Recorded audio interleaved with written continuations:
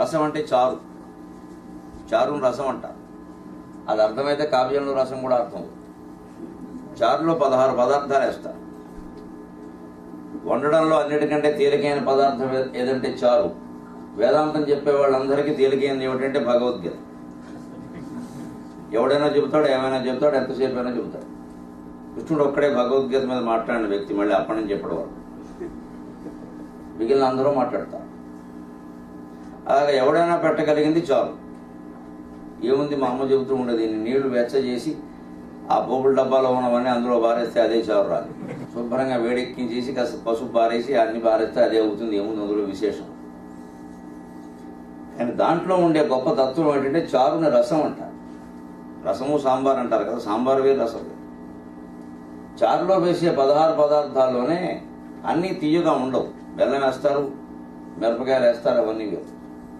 చేదు ఉన్నాయి కొన్ని. ఆవాలు ఒకసారి 4 గింజలు ఆవాలు నోట్లో వేసుకుంటే గంట సేపు ఆ చేదు పోదు.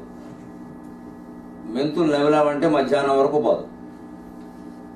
ఇక ఇంగువ నవ్వితే జీవితాంతం పోదు. కొంతమంది పాండిత్యం, మా పాండిత్యం ఏముందండి, ఇంగువ కట్టిన గుడ్డ అంట.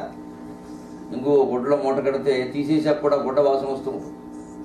అలాగే వాళ్ళ ఇంట్లో ఎప్పుడో ఉంది, తాతగారు ముత్తాతగారు ఒక ఆయన మంచి పండితుడు. వీళ్ళు ఎవరు కాదు, వీళ్ళు వేరే వాటిలో పండితుడు. కానీ అదేదో కొంచెం ఉంది, అదే ఇంగువ కట్టిన గుడ్డ అంట.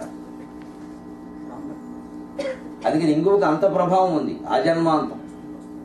కానీ విచిత్రం, మరి ఇంత వాసన వస్తాయి, ఇంత చేదుగా ఉంటాయి కదా ఆవాలు, మెంతులు, ఇంగువ.